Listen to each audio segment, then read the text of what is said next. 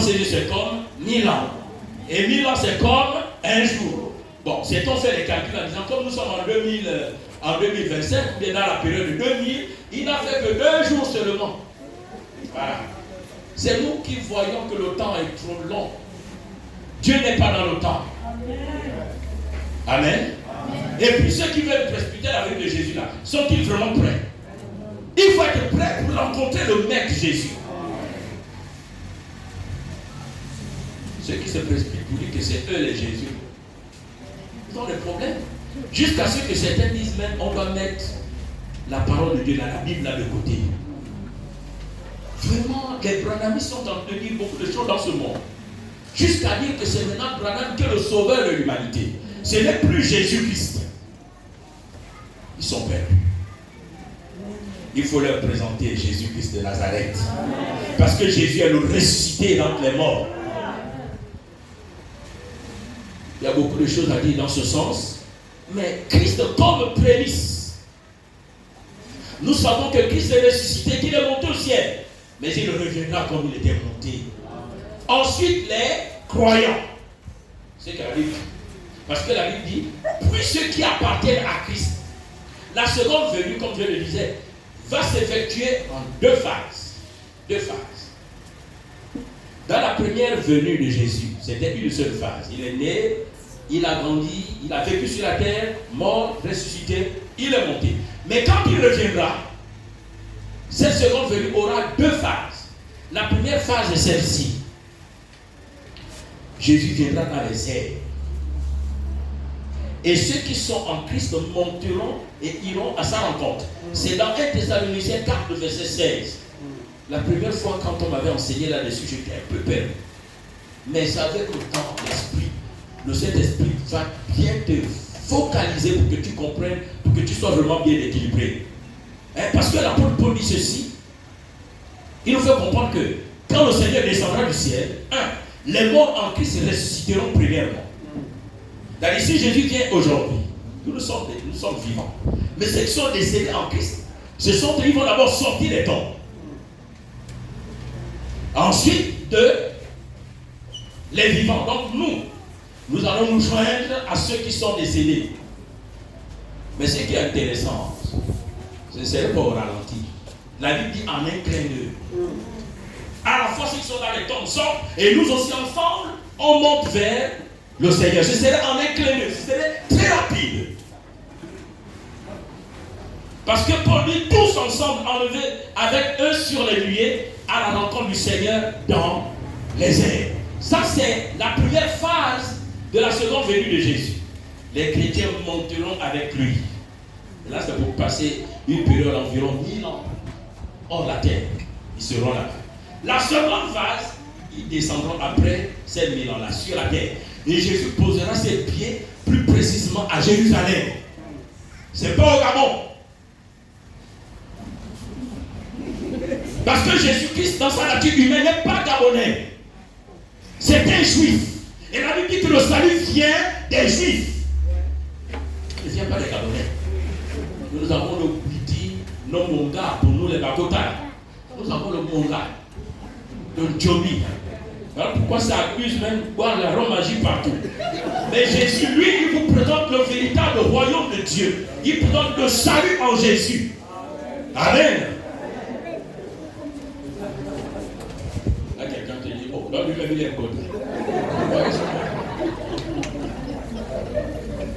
Mais je ne suis pas avec ceux qui s'embrouillent. Amen. Et moi, je reste dans la Bible. C'est-à-dire, même si tu es américain, il faut demander à votre pasteur, Samuel. Il vous dira comment je peux comporter à l'Institut quand les Blancs nous enseignaient. Quoi? Si ce que tu dis, ce n'est pas vérifié avec la Bible, je ne crois pas en ça.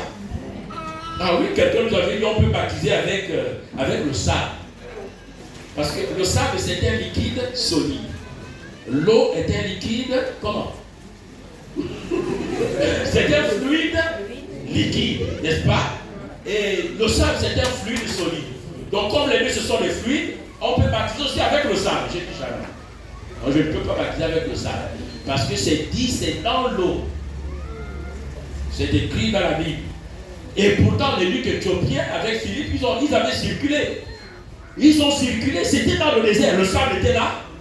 Mais c'est quand ils voient un point d'eau, l'évêque éthiopien va dire, mais qu'est-ce qui empêche que je sois baptisé? Donc il faut être capable de dire à quelqu'un, je ne te suis pas, même si tu es seul, même si tu es gotha comme moi, et tu dis que tu es Jésus, alors que tu mens, je ne suis pas là pour te suivre. Le vrai Jésus arrive bientôt. Dis à celui qui est à tes côtés, Jésus revient bientôt. Dis bien, Jésus revient bientôt. Amen. Donc, là nous avons compris une chose. Premier enseignement, c'est que Jésus est les prémices de ceux qui sont décédés. Quand tu crois en Jésus, il y a quelque chose qui se passe. Nous avons entendu les témoignages des autres. Vraiment, c'était émouvant, c'était intéressant. Les larmes coulaient à gauche, à droite. Autrefois, j'étais comme si. Autrefois, j'étais perdu. Mais quand j'ai accepté Christ, la vie a changé. Si quelqu'un est en Christ, il est une nouvelle créature. Les choses anciennes sont passées. Voici, toutes choses sont devenues nouvelles. Lorsqu'on te plonge dans l'eau, tu meurs dans son ancienne vie. Et quand on te fait sortir de l'eau, tu ressuscites avec Jésus dans une nouvelle vie. C'est la définition du baptême. Ce symbole-là. Mais pour toi qui as cru en Jésus, tu fais partie des prémices de Dieu. Alléluia. Tu es les prémices du royaume de Dieu. C'est toi que Dieu a choisi dans ta famille pour que tu apportes la lumière dans ta maison. Tu apportes la lumière parmi ceux qui sont perdus. Dieu ne t'a pas choisi en fait. Tu es les prémices de l'Éternel. C'est clair pour toi-même? Tu peux acclamer le Seigneur ton Dieu. Les croyants sont les prémices de la nouvelle alliance. Selon la Bible, les croyants, les chrétiens sont les prémices de la nouvelle alliance. Prenez 1 Corinthiens 16, le verset 15. 1 Corinthiens 16, le verset 15, c'est dit: encore une recommandation que je vous adresse, frère. Vous savez que la famille de Stéphanas est les prémices de l'Achaïe et qu'elle s'est dévouée au service des saints. Voici un homme au nom de Stéphanas. J'aimerais que les hommes d'avant soient comme Stéphanas. Homme d'avant, tu dois être un Stéphanas. Ta famille doit croire en Jésus. Comme je t'ai dit à Corneille, si tu crois, tu seras sauvé, toi et ta maison et ta famille.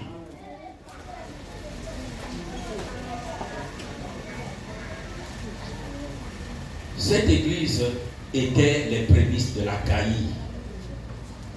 Parce que vous savez que la famille de Stéphanas est les prémices de l'Achaïe. Les premiers à se convertir, c'était la maison de Stéphanas. La famille de Stéphanas était la première église de l'Achaïe. L'Achaïe est une province romaine occupant la moitié du sud de la Grèce à cette époque-là. Mais c'était une région hostile à l'évangile à cause de la loi romaine.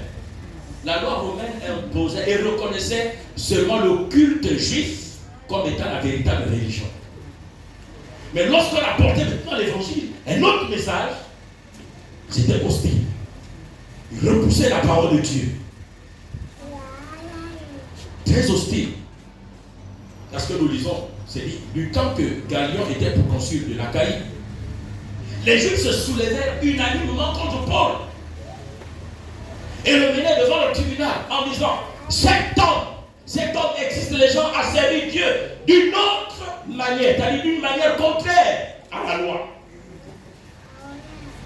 Le message que Paul apportait était différent de ce que les Juifs présentaient. Manière contraire à la loi, c'est quoi? Il est ici question de la loi romaine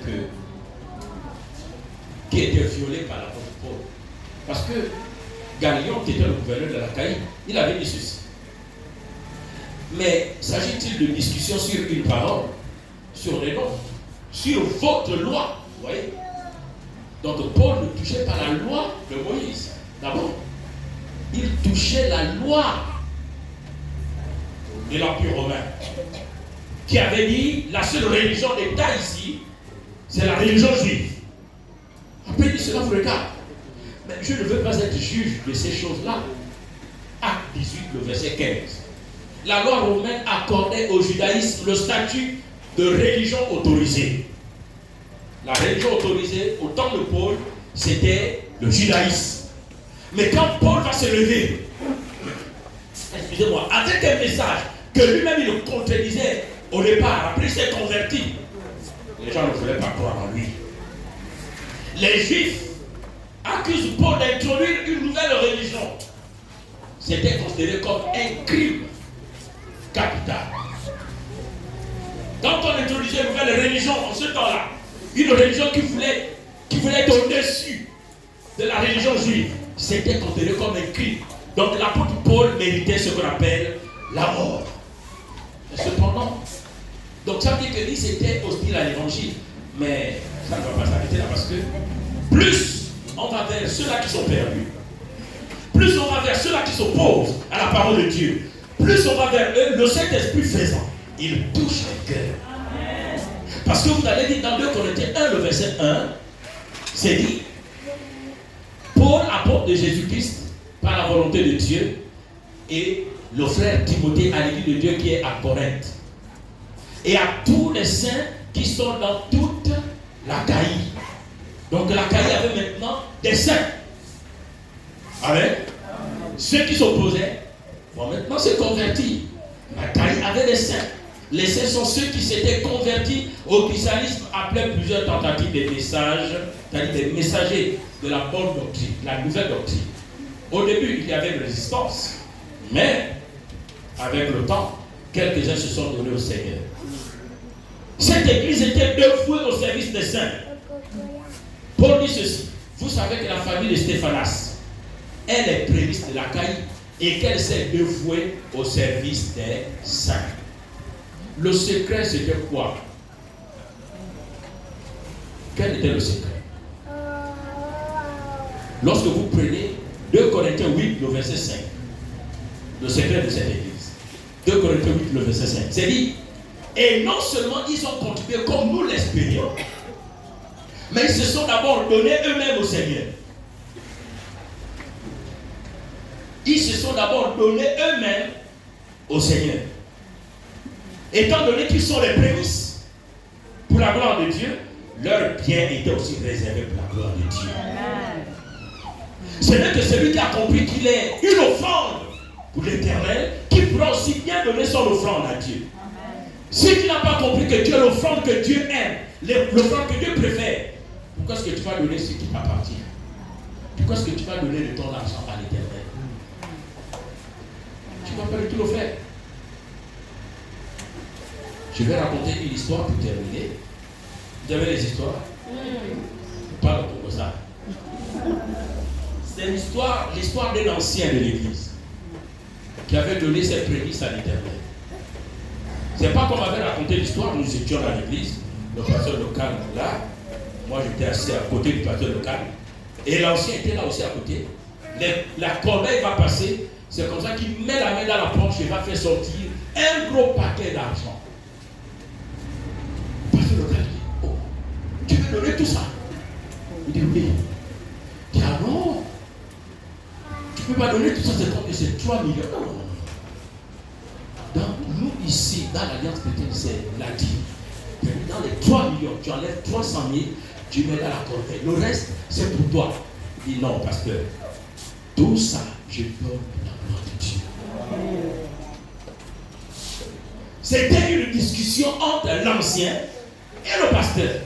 L'ancien va dire, papa, j'ai fondé une clinique. Le premier argent qui est rentré là, je prends ça, je donne ça pour la gloire de Dieu. On appelle ça les prémices. Le pasteur dit, non. Donne la dîme, 300 000. Le reste là, tu fais dans ta poche. Tu mets 300 000 dans la corbeille. Mais il y a quel problème? Si je donne tout l'argent là, où est le problème? Hein? Le problème est si je prends, comme vous dire, si je prends tout mon salaire, je le donne à Dieu, où est le problème? Dieu m'a béni, si je donne cela au Seigneur, où est le problème? Là, on dit que dans les églises, on est là pour ruiner le peuple. Mais pour celui qui a compris ces choses-là, il ne dira pas qu'on a en train de m'escroquer. Non, il ne dira pas qu'on est en train de m'escroquer. Il dira, je suis en train de mettre en pratique la parole de Dieu. Parce que, mon ami, si tu donnes ta vie à Dieu, est-ce que la vie a la valeur de l'argent? Qui connaît le prix d'une âme? Nous chantons cela dans le chant de victoire. Papa, je donne ça pour la gloire de Dieu. C'est les prémices de mon église. Et en plus, après il va dire, en plus, moi, je le tiens du Nigeria. Chez vous au Nigeria, on fait ça. Il y a des églises qui sont avancées. Pendant que nous sommes encore derrière, comme quand on parle des États-Unis, sont déjà très loin, à des années-lumière, pendant que nous sommes en train de patauger derrière. Et pourtant, c'est dans la parole de Dieu. Une église comme celle d'Akaï qui était les prémices de la région. C'était une église qui donnait très bien pour la gloire de Dieu. Parce qu'eux-mêmes, c'était déjà donné au Seigneur.